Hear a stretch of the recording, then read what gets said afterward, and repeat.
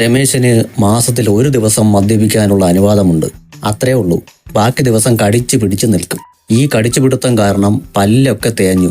അതുകൊണ്ട് ബീഫ് ഒന്നും തിന്നാൻ പറ്റില്ല. എങ്കിലും രമേശൻ ആരോടും പരാതി പറഞ്ഞില്ല. കാരണം ഉണ്ട ചോറിന് നന്ദിയുള്ളവനായിരുന്നു രമേശൻ. ഭക്ഷണമുണ്ടാക്കി വിളമ്പി തരുന്നവളാണ് ഭാര്യ. അവൾ പറയുന്നത് കേൾക്കണം. അങ്ങനെയാണ് പുരാണങ്ങളിൽ പറയുന്നത്. ഈ വെള്ളിയാഴ്ച പക്ഷേ ദൗർഭാഗ്യവശാൽ അത് ഭാര്യയുടെ ലിസ്റ്റിലെ രണ്ടാമത്തെ ദിവസമായിരുന്നു. കഴിഞ്ഞ ആഴ്ച രമേശൻ എന്തോ ആവശ്യം പ്രമാണിച്ച് മദ്യപിച്ചിരുന്നു. ഒരു മാസത്തെ കോട്ട അങ്ങനെ കഴിഞ്ഞുപോയി. അത് മറന്നുപോയ രമേശൻ ഈ വെള്ളിയാഴ്ച ആരോ ഓസിന് കൊടുത്തപ്പോൾ വാങ്ങിച്ചു കുടിച്ചു.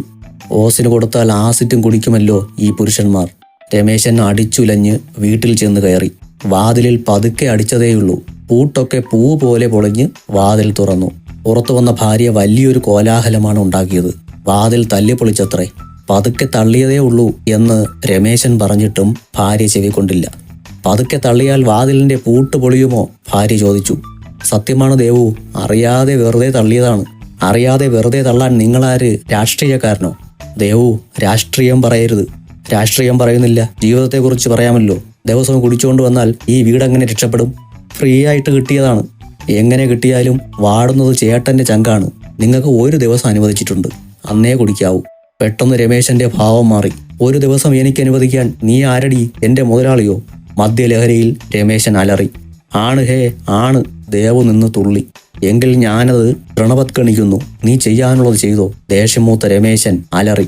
കലി കയറിയ ദേവു രമേശന്റെ നേരെ പാഞ്ഞെടുത്തു. നിന്നെ ഞാനൊന്ന് കൊല്ലുമടാ കുരുത്തം കെട്ടവനെ. ദേവു ചാടി ചവിട്ടി. പെട്ടെന്ന് രമേശൻ അതിവിദഗ്ധമായി ഒഴിഞ്ഞുമാറി. രമേശൻ കരാട്ടെ വിദ്വാനൊന്നും ആയിരുന്നില്ല. റിഫ്ലക്സ് ആക്ഷൻ, പ്രകൃതി നൽകിയ സിദ്ധി. ദേവു ചുവരിന്റെ മൂലയിലേക്ക് ചെന്നിടിച്ചു വീണു. തൽക്ഷണം ബോധം കെട്ടു. ഭാര്യ മരിച്ചു എന്ന് വിചാരിച്ച രമേശൻ ഓടി റൂമിൽ കയറി വാതിലടച്ചു. ബാക്കി വന്ന 2 പെഗ് അടിച്ചതിന് ശേഷം ഭാര്യയുടെ ആത്മശാന്തിക്കായി അദ്ദേഹം പ്രാർത്ഥിച്ചു. അങ്ങനെ പ്രാർത്ഥിച്ചിരുന്ന് രമേശൻ ഉറങ്ങിപ്പോയി. വാതിലിൽ പഠോ പഠോ എന്നുള്ള അടി കേട്ട് ഉറക്കമുണർന്ന രമേശൻ ഓടിച്ചെന്ന് വാതിൽ തുറന്നു. മുന്നിൽ ഭാര്യാപിതാവ്. നിങ്ങൾ ആരാണ്? എന്താണിവിടെ? രമേശന് ആദ്യം ആളെ മനസ്സിലായില്ല. ഞാൻ നിന്റെ മാമൻ, ദേവുവിന്റെ അച്ഛൻ. അയാൾ അലറി. ആളെ മനസ്സിലായ രമേശൻ പറഞ്ഞു, മാമൻ ഇരിക്കണം. മാമൻ അലറി. ഇരിക്കാനല്ല വന്നത്. അത് കേട്ടപ്പോൾ രമേശന് മനസ്സിലായി, ഭാര്യ വിളിച്ചിട്ടാണ് ഭാര്യാപിതാവ് വന്നിരിക്കുന്നത്. നീ എന്തിനാടാ എന്റെ മോളെ അടിച്ചത്? മാമൻ നിന്നലറി. നുണ, പെരും നുണ. ഞാൻ ഒരു മിണ്ടാപ്പൂച്ചയാണ്. ഞാൻ ആരെയും ആക്രമിക്കില്ല മാമ. പക്ഷേ കടിക്കാത്ത പട്ടിയുടെ വായിൽ കോലിട്ട് കുത്തരുത്. അങ്ങനെ ചെയ്താൽ കടിക്കും. രമേശൻ കാര്യങ്ങൾ വിവരിച്ചു. അവൾ നിന്റെ വായിലിട്ട് കുത്തിയോ? ഇല്ല, ചാടി ചവിട്ടി മാമ. ഞാൻ ആക്രമിച്ചതല്ല, പ്രതിരോധിച്ചതാണ്. രമേശൻ പറഞ്ഞു. മാമ, അത് റിഫ്ലക്സ് ആക്ഷൻ ആയിരുന്നു. എങ്കിൽ ഞാൻ ആക്രമിച്ചാൽ നീ പ്രതിരോധിക്കുന്നതെന്ന് കാണട്ടെ എന്ന് ഭാര്യാപിതാവ്. എന്റെ മോള് മാത്രം കണ്ടാൽ പോരല്ലോ നിന്റെ റിഫ്ലക്സ് ആക്ഷൻ. ഭാര്യാപിതാവ് കയ്യും കലാശവും കാണിച്ച് രമേശന് നേരെ വന്നു. അല്പസമയം കഴിഞ്ഞപ്പോൾ ഭാര്യാപിതാവ് ഒടിഞ്ഞു മടങ്ങി വീടിന് വെളിയിൽ.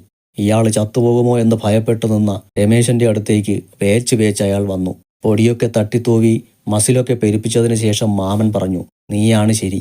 രമേശൻ അമ്പരന്നു. അത് ഗവനിക്കാതെ ഭാര്യാപിതാവ് മരുമോനോട് ഇങ്ങനെ പറഞ്ഞു, അമ്മയുടെ വകതിരിവ് വിട്ട പെരുമാറ്റമാണ് മോൾക്കും കിട്ടിയിരിക്കുന്നത്. രണ്ടും തനി അഹങ്കാരികളാണ്.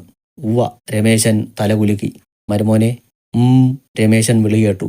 നിന്റെ ആ റിഫ്ലക്സ് ആക്ഷന്റെ ടെക്നിക്ക് എനിക്കൂടെ ഒന്ന് പറഞ്ഞു തരാമോ? വീട്ടിൽ പ്രയോഗിക്കാനാ.